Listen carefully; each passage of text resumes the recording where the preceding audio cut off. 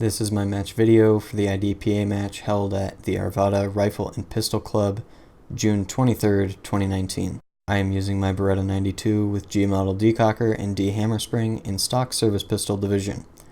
This requires me to download my magazines to 10 rounds, though on a loaded start I begin with an additional round in the chamber. This is the first time that I am using my Safariland ALS holster. I really like the retention system and plan to use this holster for any match that requires good pistol retention. This is in no way foreshadowing for Desert Brutality 2020. This is also the first IDPA match I am posting to this channel, so for relating to USPSA, A-zone hits are plus 0 seconds, C-zone hits are plus 1, and D-zone hits are plus 3. Misses are plus 5, no shoots are plus 5, and procedural penalties are plus 3 seconds. I find this scoring system to punish poor marksmanship far more consistently and brutally than USPSA. I like this mentality, especially for an organization claiming to be promoting defensive pistol shooting. Load and make ready. My first stage, stage 2 of the match, is based on a real-world scenario that happened to an off-duty police officer in Kansas, where he had his child in his arms and shot a man who, quote, was shouting and had a gun in his left hand. I don't think I'm supposed to go yet. There are links to a pair of articles from the local paper, the Kansas City Star, in the description. Behind the zero zone of the right target is an 8-inch activator paddle. This activates the swinging array.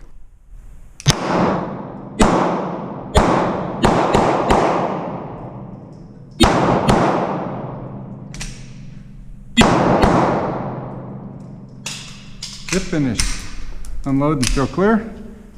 If clear, slide forward, trigger, holster.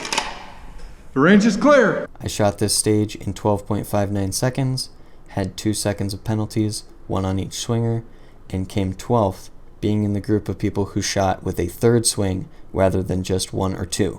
The second stage that I did was a tooler drill with 2 targets.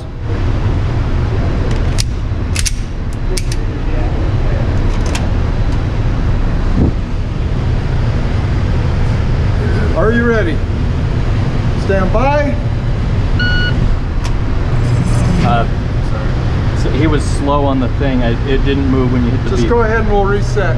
Here I stopped because the person operating the target track was a bit slow. Sorry, The beep was not timed with him running the track at the same time, and I wanted a proper run. I could have shot it, but I wanted to know how I would do with less time. Are we ready? Stand by.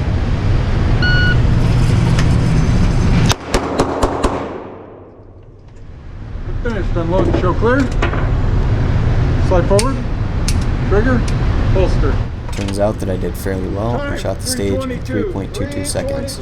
After my 1 C-zone hit on the left target, I got a 4.2200000000000001 seconds run. Or it's just practice score having issues with floats again. I finished this in 7th. The stage was very grouped due to the way that it was run and designed. Everyone raw time was under 3.43 seconds, so the big difference between everyone was penalties. Seeing as I only had 1, I was within the second group of shooters. Moving on, my stage 3 was shot from a treadmill. This was very cool and an interesting prop to use, adding somewhat to the practicality. Most of the matches that I have shot previously, you either sprint past a target and shoot it very quickly on the move at super close range, or you're moving and then shooting relatively separately or at very low speed rather than consistently walking.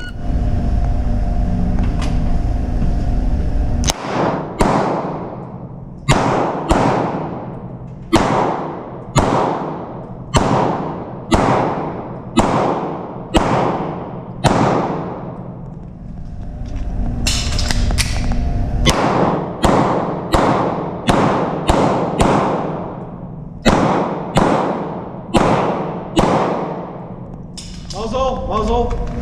Here, I'm called for muzzle. This is due to being indoors. The safe area is not a standard outdoor 180. It's only the shootable wall. I reload well within the 180, but cant my pistol up a very large amount and point toward the ceiling. I appreciate the range's concern and find this to be one of the more obvious drawbacks of an indoor range. I clearly have my finger clear of the trigger and outside of the trigger guard up on the frame during the reload, however, so it's good to know that I'm at least being outdoor safe in this situation. For this stage, I took 43.31 seconds, had 10 seconds of penalties from a miss and a combination of C and D zone hits, and finished with 53.31 seconds. I came in 12th. My final stage of the match was very interesting to shoot. For clarity, here are some screenshots with highlights of each of the targets. You start seated, get up and flip a switch that turns on the light and activates drop turner, as well as a target thing that moves a hostage target down, a target in the rear that comes up that is a shoot target, and then puts them back in that original position with the hostage target up. After this, you move to the door and open the door. You shoot the 2 close targets. For this, you must pie the corner. Since this is the first IDPA match again, pieing the corner is where you go from the outside of the corner to the inside. So if you are taking a corner like I am in this situation, where I am leaning to my right around the corner, you shoot all of the targets from right to left. If you are leaning to your left, you shoot left to right. Once you have done this, you grab the door and close it again. It will activate 2 swing out targets. The one on the left will return to hiding behind the hostage target, while the one on the right will stay out. After this, you move to your right, and there is 1 target presented behind a barrel. It's very difficult to see, so I've brightened it and changed the video here. Hopefully it's a little more visible to you. You shoot that target, step on another activator, targets in the rear swap positions permanently, unlike the hostage in the first position, and there is another drop turner on the left. Stand by.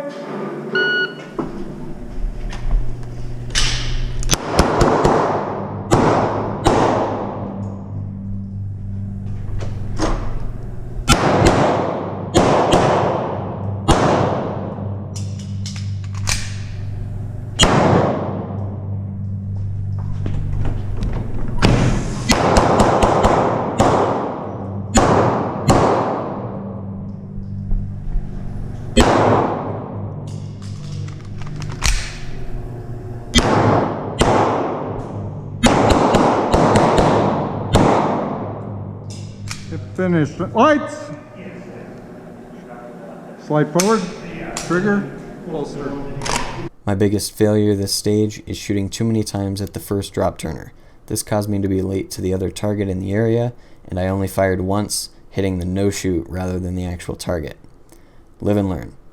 Other than this, I only had 2 C-zone hits on the stage, adding a total of 17 seconds of penalties to my 37.01 raw time.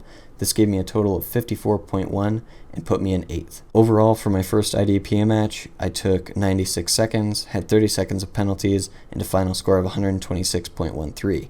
I finished in 10th place, and I'm pretty happy with how I did this match, with what I learned, and I hope that I will have some more matches at this facility. I hope to go from being double the best to only 1.5 the best. Most of this can be solved with better shooting, just by looking at the penalty count, and being a bit faster on reloads, and not using craptacular Winchester forage ammo that you saw a few malfunctions with. I, however, am a pour, and this is the cheapest available ammo that is indoor range safe. It does not have any steel in the bullet itself, it is only steel cased. So I will continue to save my 2 cents per round and practice my malfunction clearance. This is not a problem specific to steel case ammo, this is a problem specific to Winchester forage. It is absolute trash and coated in gunk, whereas Wolf, my preferred ammo for steel case, is not coated in gunk. It actually is rather slick and works perfectly in my Beretta. Thanks for watching. Enjoy.